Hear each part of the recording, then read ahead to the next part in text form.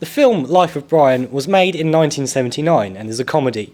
It stars Graham Chapman, Michael Palin, John Cleese, Eric Idle, Terry Gilliam, Terry Jones and Sue Jones-Davis. The director was Terry Jones and the production company were Handmade Films and Pytha's Monty Pictures. The controversy surrounding the film at the time were of alleged blasphemy in the film, due to it being a comedy about a man called Brian Cohen, mistaken for being the Messiah. Also, some local authorities were concerned about the use of strong language and nudity in the film.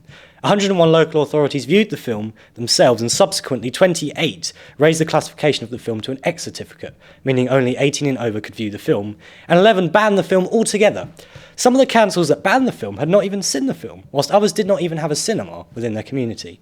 The BBC and ITV refused to show the film for fear of offending Christians in the UK. In New York, protests by rabbis and nuns outside cinemas further showed the adverse public response to the film. It was also banned in Ireland for 8 years and 1 year in Norway, again due to the fear of blasphemy causing a ruckus. Mary Whitehouse, a social activist, along with other traditionalist Christians, protested and handed out pamphlets in locations where the film was being showed, rather amusingly boosting the publicity of the film as opposed to acting as a deterrent.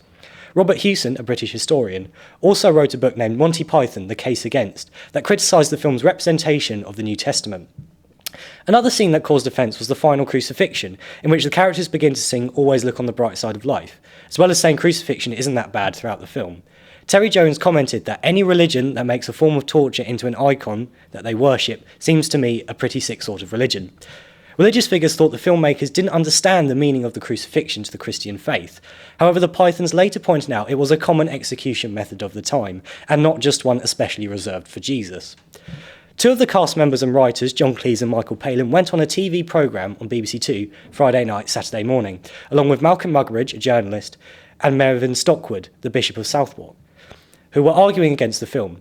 In the debate, it came to light that Stockwood had never actually entered the film 5 minutes late, and so had missed the crucial scene showing that Jesus and Brian were separate people, and so argued points against the film being a send-up of Jesus himself.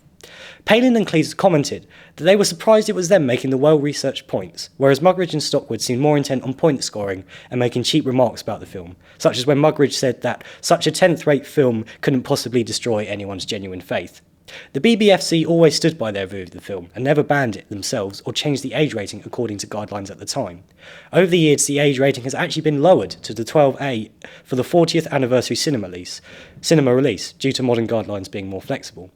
The film still holds some controversy, though bans across the country have been lifted, as well as abroad.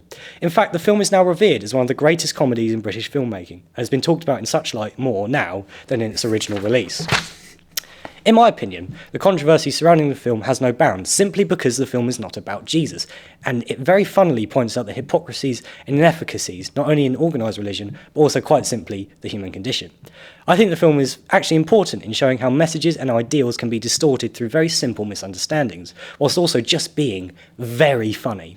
The fact that in recent years a minister actually organised having a showing of the film in their local church, as well as handing out free false beards to all who participated, I think shows that it is not all in the Christian community who view it as offensive. Thank you. Good night.